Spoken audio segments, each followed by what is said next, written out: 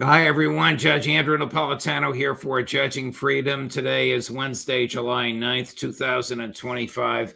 My dear friend Max Blumenthal joins us now. Max, thank you for accommodating my schedule. I want to spend some time with you on Prime Minister Netanyahu's visit to Capitol Hill. He spent a day in the White House, was there for 2 days, actually.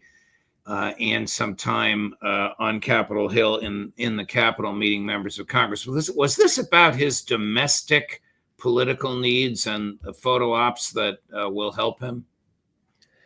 In many ways, it was about flattering Trump, nominating Trump for the Nobel Prize, which is the kiss of death, meaning he won't get it. I believe Pakistan had nominated Trump for the Nobel Prize 24 hours before he bombed Iran. It was also about Netanyahu getting Trump's consent for turning Gaza into some kind of concentration camp, which Netanyahu's defense minister had announced the day before, and quote unquote voluntary migration. The real focus is on Gaza right now. It was about permanent war. It was about getting consent for Netanyahu or Israel in general to continue the Lebanon option, not just in Lebanon, where it's violated the ceasefire 4,000 times, but also Iran. If Netanyahu is seeking permission to wage strikes in Iran with U.S. assistance, U.S. guidance systems, if Iran attempts to reconstitute its nuclear program. But ultimately, this was about Netanyahu staying in the limelight, remaining on the world stage, being close to Trump, which has domestic repercussions for Netanyahu. And what's so fascinating about this, just one more point, is Netanyahu never speaks to the Israeli press. He almost never speaks to Israeli journalists, although he manipulates the Israeli press. And on this trip, he uses it kind of as a stage to speak back to the Israeli public, but he's avoided one of the most important American journalists who just interviewed the Iranian president, Mahmoud Pezeshkian. That's Tucker Carlson, who has tried on 4 occasions to interview Netanyahu, and he has avoided him. I would imagine Netanyahu is fearful of being interviewed by our mutual friend, especially after what he did to Ted Cruz and made him look ridiculous. Well, he helped Cruz make himself look ridiculous. Is Netanyahu in trouble politically at home? Do the Israeli people blame the destruction of 1/3 of their country on his ill-guided attack on Iran? Well, the Israeli public supported that attack on Iran, and so did the opposition. And you saw one of the key opposition figures, Netanyahu's former defense minister, Yoav Gallant, actually co-author a piece with the colonial cheerleader, Niall Ferguson, supporting those strikes. Pretty much the entire Israeli political spectrum lined up in favor of Netanyahu attacking Iran. I think 85% of the Jewish Israeli public supported the attack on Iran. And none of them expected the ferocity or destruction of the retaliation, did they? Well, this is more of a debate inside Iran right now, and it's a quiet debate. But people I know inside Iran have mixed feelings about what took place, not because they thought they were resoundingly defeated by Israel, but many of them thinks that they should have kept going, that they had Israel's number, and that they would have been able to establish much stronger deterrence if the war had lasted longer than 12 days and that Israel was actually losing the war of attrition. That's the way many from Iran saw it. And they're kind of being, they're facing pressure to basically be quiet. The Iranian government wanted, it seems clear from Pezeshkian's interview with Tucker, the tone he struck for the American public, that the government wanted to keep negotiations open. And that's how the reformist side in Iran sees it. Right, So So from my point of view, I think they have a point. Israel was suffering. Yes, yes. And the United States, and Trump has even said this himself, and Steve Bannon, his former chief of staff, said it. They saved Israel from a real disaster because Israel started an open-ended conflict that it could not finish. Here's the Iranian foreign minister. I'm not sure if he's speaking at the, I'm not sure where he is speaking. It appears as though it's the United Nations Security Council, but it's not. But he's making some very, very interesting statements about the rule of law. Chris, cut number 7. What the Israeli regime and subsequently the United States committed were no less than an unprecedented breach of international peace. The fact that the developing non-nuclear weapon state has been attacked by 2 nuclear-armed regimes with the support of at least 2 more nuclear-armed states that are also permanent members of United Nations Security Council is only appalling and extremely consequential. No rule of law or logic allows anyone to target the IAEA-monitored peaceful nuclear facilities of another state simply out of speculation that the facilities may sometimes be used for weaponization. Mr. President, my people stayed steadfast and resolved in defense of our homeland against these blatant acts of aggression, and the aggressors had to cease their criminal attacks following the heroic resistance of our strong armed forces. We will definitely continue to defend with all force against any future aggressions. But this is not over. As long as the Israeli regime's lawless behavior is supported and justified by its backers and apologists, it is a shame that the international community has been unable to do anything meaningful to end the genocide of Palestinians for the past 2 years and stop Israel from occupying Arab lands in its vicinity. He was at the BRICS conference in Rio de Janeiro, but addressing via remote the UN Security Council. What did you think? Well, the UN Security Council, I mean, the UN itself has proven worthless, and Iran has just left the IAEA, which I'll discuss in a second. But this is Abbas Araghchi appealing to the emerging multipolar world for support diplomatically, and probably suggesting a call for military support in what could be the next phase of this conflict with Israel, because Europe had effectively supported, obviously along with the United States, a criminal, unprovoked attack that violated every precept of international law against Iran, killing off-duty commanders, nuclear scientists, civilians in a surprise attack that also was waged by Mossad sleeper cells. China's Xi was not present at BRICS, nor was Vladimir Putin. I think if Putin had taken that long trip, there was a chance, I don't know, there could have been some sabotage of his plane.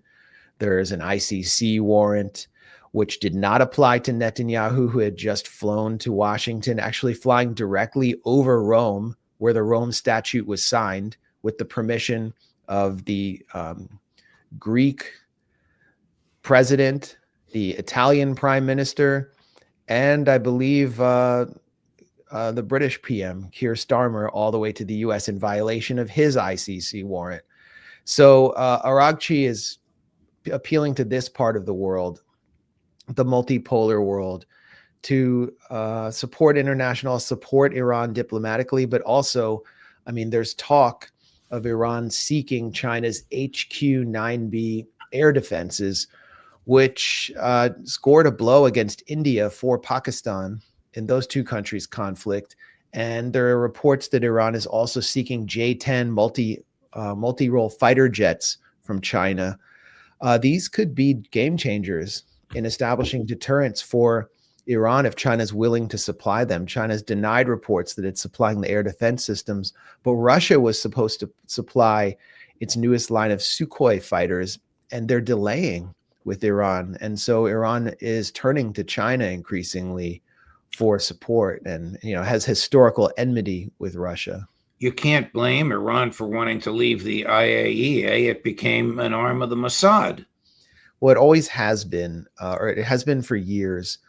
And we know this thanks to Private Chelsea Manning and Julian Assange. If you actually go back to 2009, there are some really significant leaks about the IAEA and its incoming director, Yukiya Amano. It turns out that according to those leaks, Jeffrey Piat, I don't know if you remember him, he was the U.S. diplomat who was on the line with Victoria Nuland plotting the coup in the Maidan in 2014, basically saying who was going to be the leader of Ukraine after they overthrow its elected government. Before that role, he was, prior to being U.S. ambassador in Kiev, he was the U.S. charge at the IAEA. And there are State Department cables showing him stating that Amano has promised that he will be on the American side that can support his nomination, and that he will maintain ambiguity in public but do what the U.S. wants in private, particularly on Iran. This is 2009. Amano was then replaced by Grossi after suffering a mysterious illness and dying. And Grossi, Rafael Grossi, the current director of the IAEA, has announced his intention to run for Secretary General of the United Nations. Now, if you want to be the head of the UN, you need the US on your side. You need Germany and all the European powers, basically P5+1, who were in charge of negotiating with Iran, when in fact the IAEA as a multilateral institution should have been in charge. And so Grossi clearly has been groomed as well by the United States and by Israel for this role, and was never going to be an honest broker with Iran. And it's obvious because of what he did just days before Israel attacked. He introduced a resolution for the first time declaring Iran in violation of the Non-Proliferation Treaty, which set the stage for Israel to stage this attack and claim that they're rescuing the world from Iran's evil nuclear program. Will Netanyahu be satisfied with anything less than Iran becoming like Libya or Syria? No.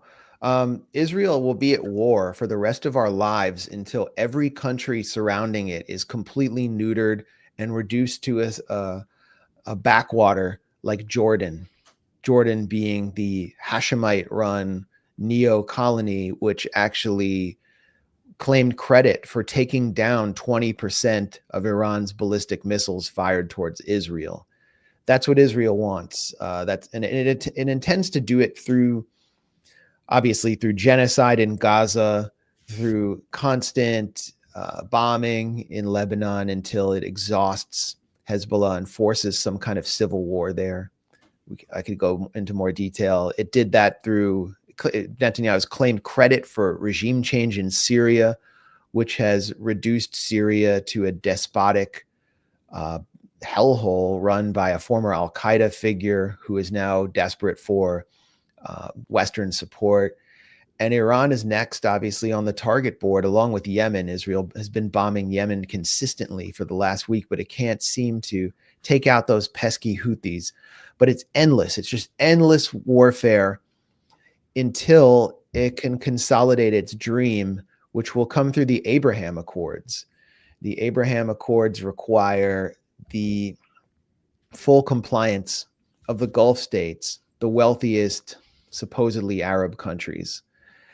And those countries, the United Arab Emirates, Saudi Arabia, Qatar, after paying Trump $1 trillion, they wound up seeing the U.S. bomb Iran and get them targeted with Iranian ballistic missiles. They saw Israel being given far too much latitude and far too much power to enter into a partnership with that country. And I think they're a little bit frightened at this point of the Abraham Accords. I think what they witnessed with the amount of support that Trump has given to Israel has set the Abraham Accords back, as has the Gaza genocide, which is anything but complete. If you saw what happened in Beit Hanun 2 days ago, 14 Israeli soldiers severely wounded, 5 killed in one attack. The resistance is still fighting, and Israel has no way of dislodging them after almost 2 years of reducing Gaza to rubble. Here is, I don't know if you know this fellow, a member of the Knesset by the name of Zivka Fogel. Zivka Yeah, Fogel. Zvika Fogel, yeah.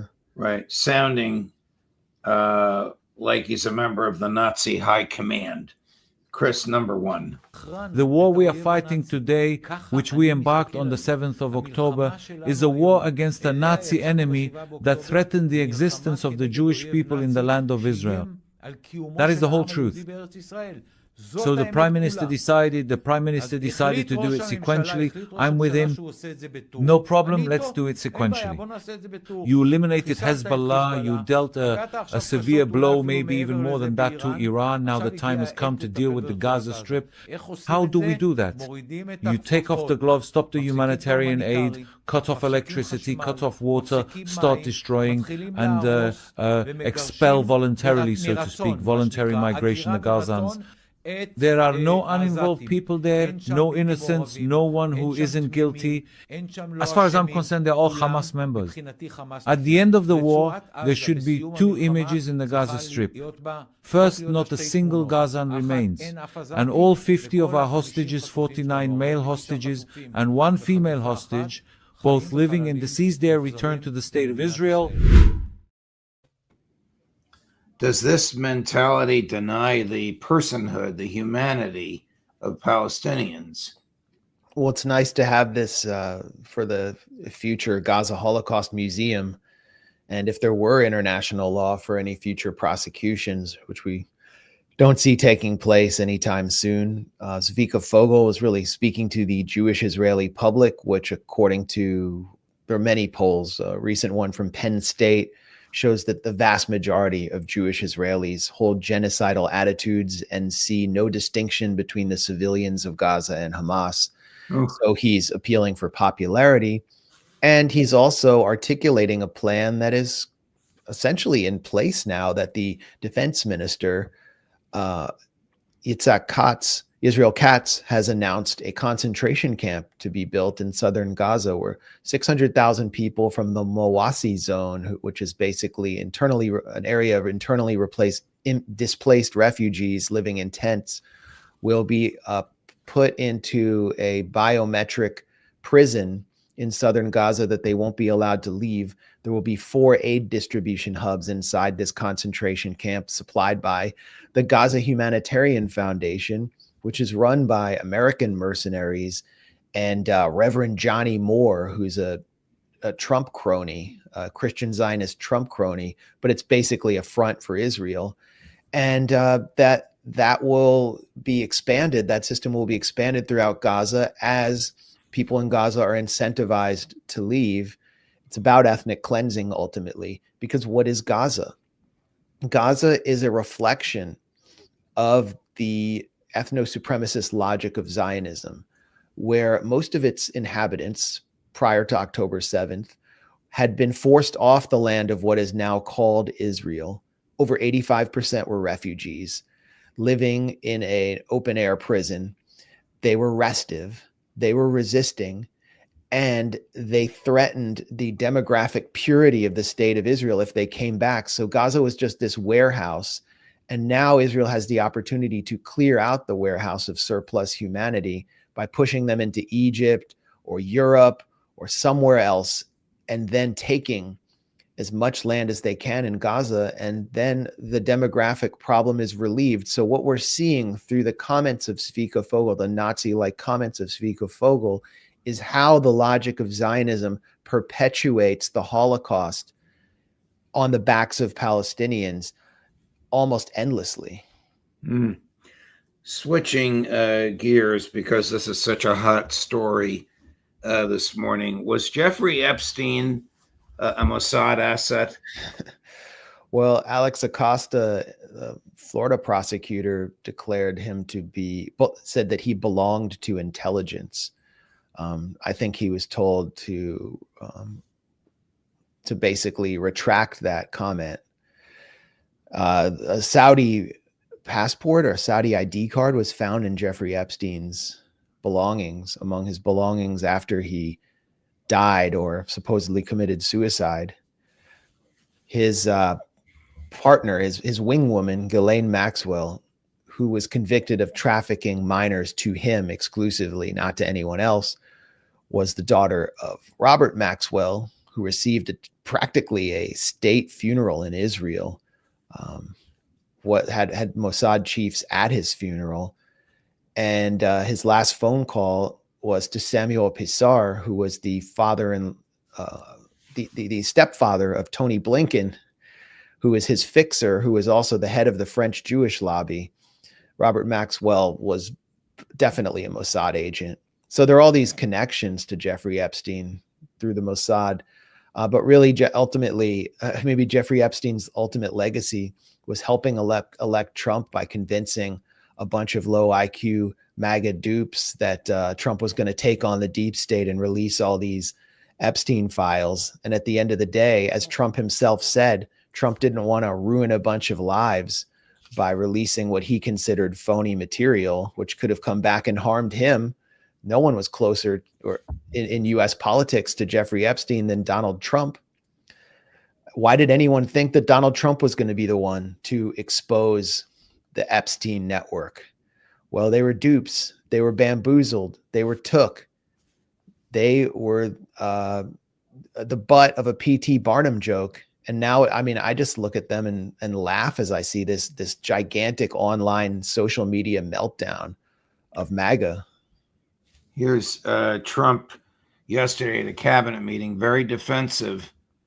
Chris has edited this down. Very defensive when this issue was raised. Chris. Are you still talking about Jeffrey Epstein? This guy's been talked about for years. That is unbelievable. Do you want to waste the time, and do you feel like answering? I don't mind answering. I mean, I can't believe you're asking a question on Epstein. In February, I did an interview on Fox, and it's been getting a lot of attention because I said, I was asked a question about the client list, and my response was, it's sitting on my desk to be reviewed. Also to the tens of thousands of video, never going to be released, never going to see the light of day. To him being an agent, I have no knowledge about that. We can get back to you on that. And that's it on Epstein. Well, she has driven a wedge down the middle of MAGA, because you're right. Many people believed Trump ordered it released. A federal judge ordered it released. She herself ordered it released. Now they're saying the list doesn't exist. I don't think people that are involved in this issue believe that, but I'm just fascinated with Epstein's international connections, and you just outlined them. I forgot about Robert Maxwell. Well, hey, maybe there's nothing there. Maybe they couldn't find anything. That's a possibility. But Pam Bondi said that there was this black book showing that hundreds of people had been involved in raping minors. She said this on camera. Yes. So did Dan Bongino. He said it's going to take down the Democrats, the Clinton network. He said this again and again when he was, on his Rumble show, and now he's deputy director of the FBI. So it looks like obviously a gigantic bait and switch to dupe Trump supporters, and then Donald Trump has to shut the whole thing down because Donald Trump allowed NBC to come into a party and film him partying with Jeffrey Epstein and Buffalo Bills cheerleaders while Trump commented, whispering in Jeffrey Epstein's ear that, certain cheerleaders were hot. The cheerleaders were like grinding on Donald Trump and he was dancing with them and showcasing himself as this great Lothario. And Jeffrey Epstein was right there by his side. There's photos of Bill Clinton with Jeffrey Epstein. There's, Clinton's on the logs on the Lolita Express, but there's nothing as vivid as the footage of Trump with Epstein. Epstein also talked about his friendship with Trump to the reporter Michael Wolff. There are damning audio recordings, and the Democrats never did anything with this. I said on Twitter yesterday or X before Grok had a complete Hitlerian meltdown. I said that this should have been the focus of the Democrats' attacks. Kamala should have brought it up in every debate. Trump Epstein was real, but instead they focus on Trump Russia, which was a gigantic hoax, and it had no currency among voters. Trump Epstein would have hurt Trump among young males, among women, among all these groups he won among the Democrats, but the Democrats wouldn't touch it for some reason. And the reason is because the Democrats were also on Epstein's books. So this is a scandal that I think helps discredit the two-party system. And we will see Trump, as he exonerates Epstein and all of the people supposedly in Epstein's black book, continue to focus on arresting the poor in Home Depot parking lots and throwing them in private prisons run by Geo Group, the top private prison contractor in the country, whose former top lobbyist was seated right next to Donald Trump in that briefing, Pam Bondi. And border czar Tom Homan was a highly paid consultant to Geo Group. So what I'm saying is the Trump administration has nothing to gain financially out of releasing the Epstein files. And that's all they seem to really care about. And so they're going to focus on their bottom line and enriching Trump's family. Who's the person that you referred to as seated next to Attorney General Bondi? No, I'm talking about Bondi herself. She was a top lobbyist. Oh, I'm sorry. I'm sorry. I misunderstood that. You're right. Perhaps the least qualified Attorney General in the modern era, but it's an iota more qualified competition there than Matt Gaetz, the original. Well, I would have loved to have seen Matt Gaetz in this role, like as Trump tries to disappear the Epstein files. Max, only you can touch these things with your delicate touch. Thank you very much. Thanks for all we've been through. Thank you for accommodating my schedule. All the best. We'll see you again soon. Thanks a lot, Judge. Of course. And coming up later today, maybe a little bit more about Epstein, but mainly Iran and Israel. Colonel Larry Wilkerson at 1 o'clock, and at 3 o'clock, Phil Giraldi, Judge Napolitano for Judging Freedom.